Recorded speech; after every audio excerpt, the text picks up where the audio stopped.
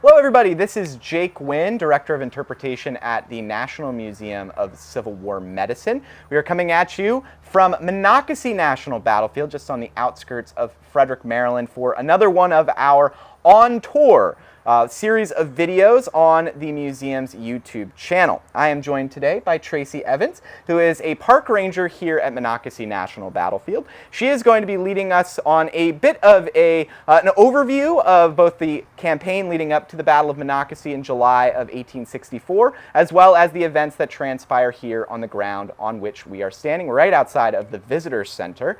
And if you are enjoying these videos, we have been posting quite frequently to the National Museum of Civil War Medicine's YouTube channel, especially with videos like these on battlefields at historic sites around the DC, Virginia, Maryland area. We're really excited to be expanding outward from that in the next couple of months as well. Thank you so much for watching all of these videos, for supporting this content. You can help us by liking this video, subscribing to our channel, and if you want to support the museum, consider becoming a member of the museum.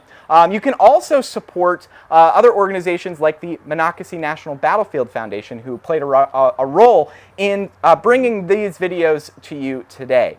So with all of that being said, I'm going to turn it over to Tracy to lead us on a little bit of an overview of the battle and the campaign. Tracy? Thank you. Well, welcome to Monocacy National Battlefield. This is a battle that was fought on July 9th, 1864. We actually just had our commemoration of the battle this past weekend. This is a battle that's part of a larger campaign that is going to happen in the summer of 1864. It has been overlooked a bit in history because there was so much that was going on in Northern Virginia with fighting between Grant and Lee in Northern Virginia. But actually the actions there are what spur the actions that will occur here at the Battle of Monocacy. In the summer of 1864, with all the fighting that was happening, Grant and Lee both needed reinforcements. Grant made a compromise basically with Lincoln, saying that he would get reinforcements out of the forts in Washington to supplement his forces in Northern Virginia, with the agreement that he could have those forces back within 36 hours if there was a threat on the capital. In the summer of 1864, they didn't think there would be a threat on the capital at that point, and Grant felt comfortable taking those forces out. Lincoln, not as much. That's why he had to agree to have them back in 36 hours. So those forces leave the capital. Lee knows that has happened. He knows that the forts in Washington are basically empty. There's clerks, convalescing soldiers. They're the only ones who are there to protect it. It's also an election year. And at that point in the war, in that summer of 1864, Lincoln actually did not think he was going to be reelected. Things were not going so well for him. And so Lee actually makes the decision. He has forces that are not doing so well in the Shenandoah Valley. Shenandoah Valley is always very important for the Confederacy to keep communication open. They get their supplies from the Shenandoah Valley. Union General Hunter had been there basically burning crops and destroying much of the valley, and Confederate forces were trying to get Hunter out. So Early decides to send one of his men, Jubal Early, into the valley with an army to supplement the Confederate forces there and oust General Hunter out of the valley.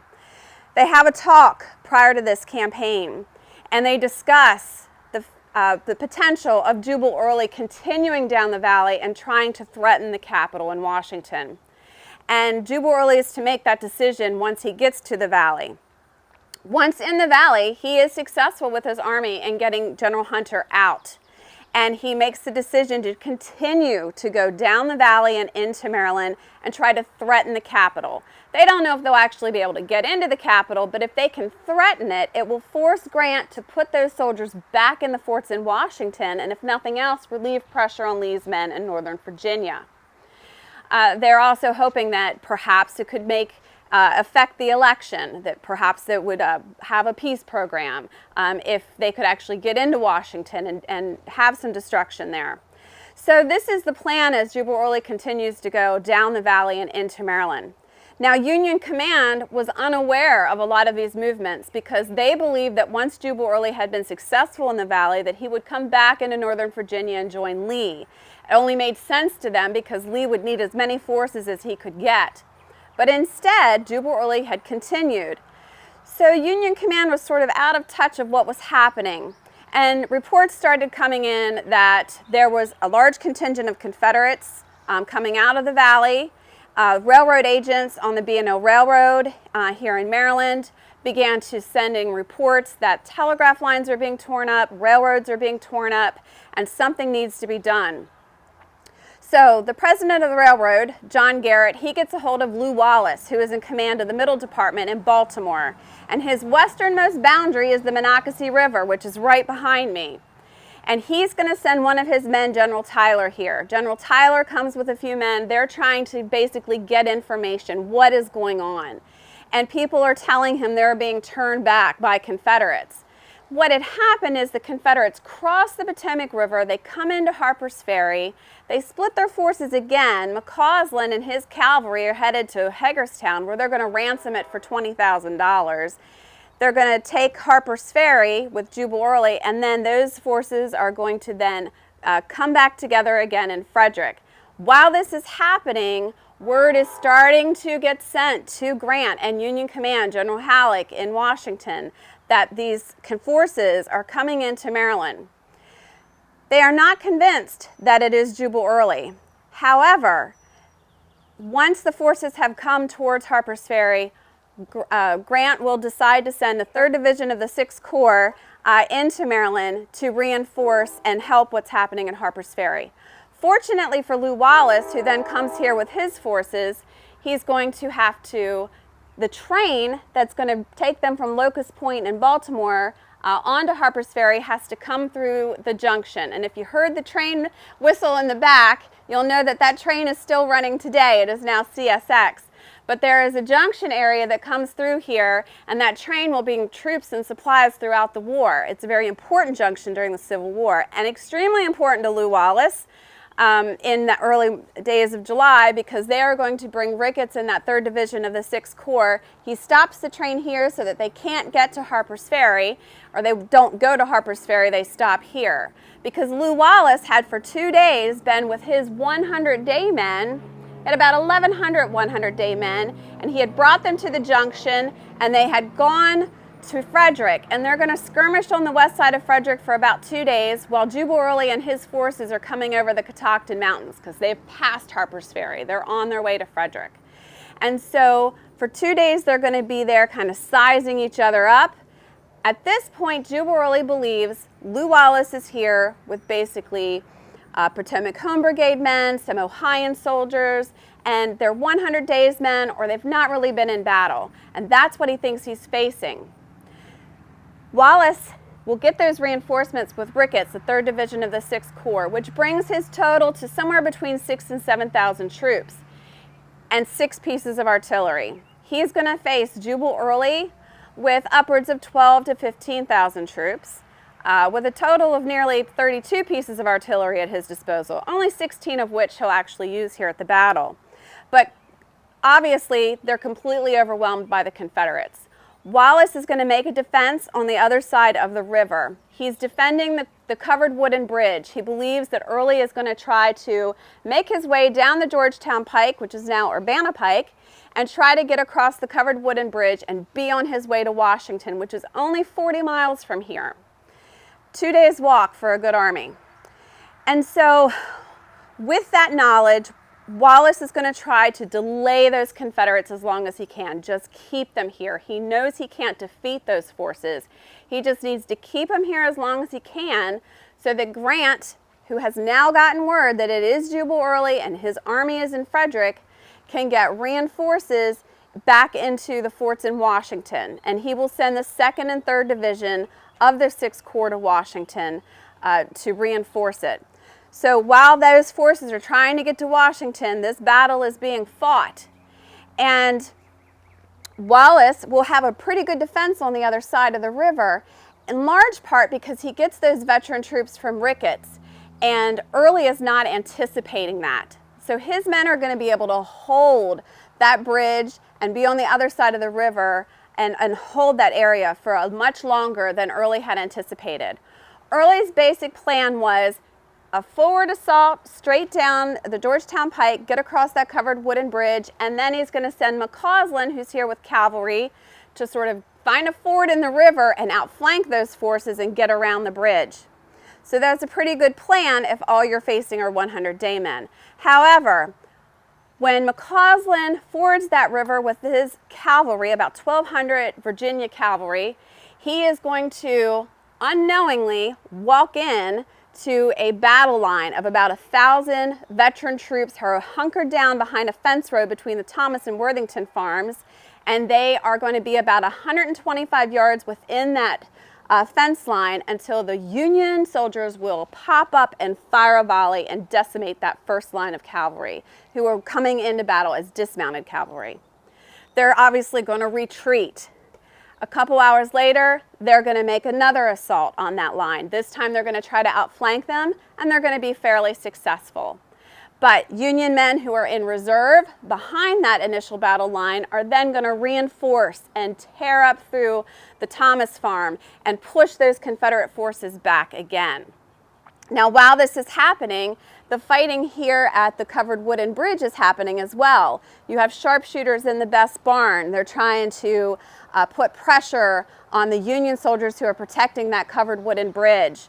And you have 300 men who were sent across the bridge, Union men, who are going to be facing and end up in hand-to-hand combat with Confederate soldiers who are trying to push their way to get towards that bridge. But around noon, Wallace knows he can't hold that bridge any longer. And so he orders the 9th New York Heavy Artillery to actually set the bridge on fire. They're able to withdraw, set the bridge on fire, thus holding back those Confederates a little bit longer. Those 300 men are going to be left here. George Davis is going to be put in command of those 300 men. He has no orders about what's happening. The bridge is being burned behind him. All he knows is that he's going to have to hold off 3 more assaults by the Confederates, and then eventually he's going to get his men to retreat across the railroad bridge. Wallace, when he burned that bridge, knew that those men were going to be stuck over here. He figured that they would be captured. He did not think that they would try to go across the bridge. It's very high up, ties are pretty far apart, it's rather dangerous. And a lot of those men even Confederates would follow them across that bridge and actually get a hold of their collars and try to push them off that bridge. The Confederate artillery stopped, they obviously not wanting to fire on their own men. But after they were able to get across that bridge, they were safe. And Davis would actually receive a Medal of Honor for getting the men across that bridge years after the war.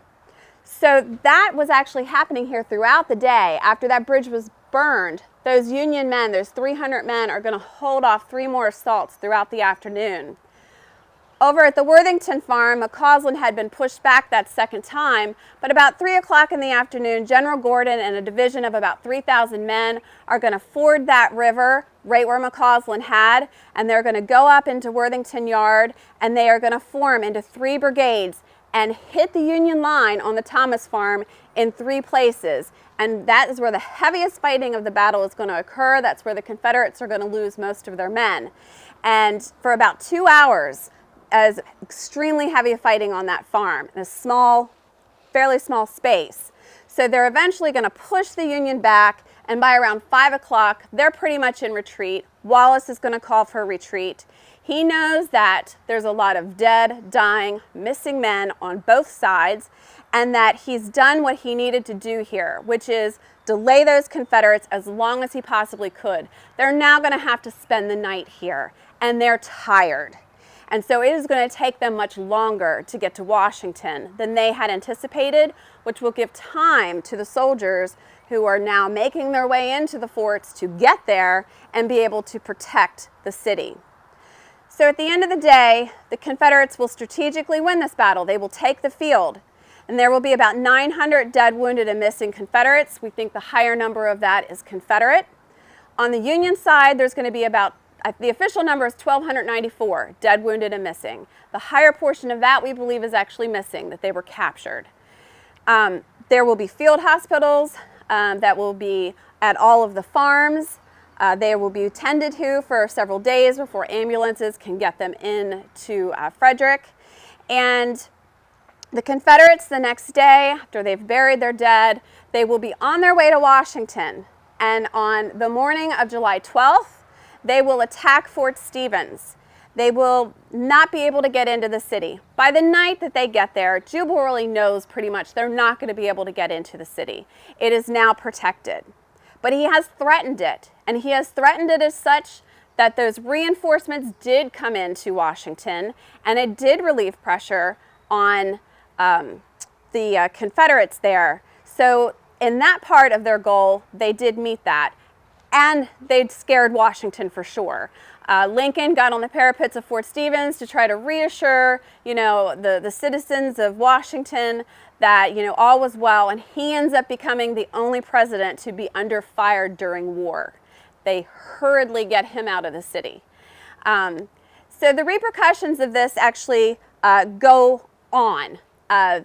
There's a huge wagon train of supplies and animals, food, clothing, and money. They have ransomed towns as they've come through. They ransomed Hagerstown for $20,000, a few thousand out of Middletown, Frederick, $200,000. So there's a lot. There's a huge long wagon train, including all of that money that they have taken, and they need to protect that wagon train and get them back across the Potomac.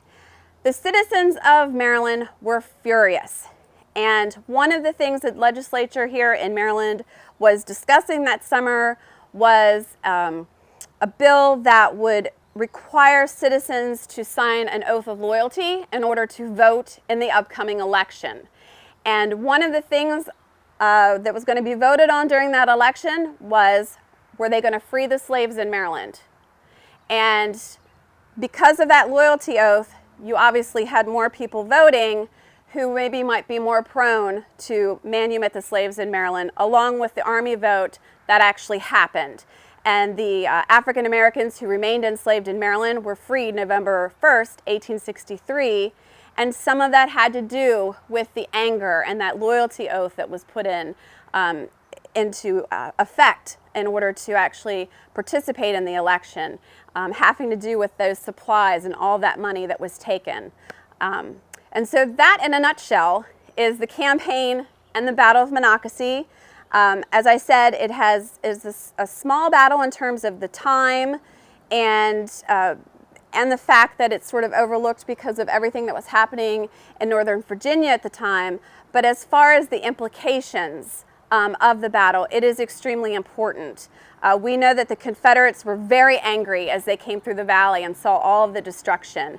And we know from what they wrote that they were ready to do the same in Washington and burn it and pillage as much as they could. They would not have taken it. It wouldn't have been the end of the war, but they certainly could have done a lot of damage. And that's one of those big ifs in history that we gloss over a little bit, but it is important what might have happened. But what we do know happened is that the Capitol did not fall, in large part because of this battle. Thank you.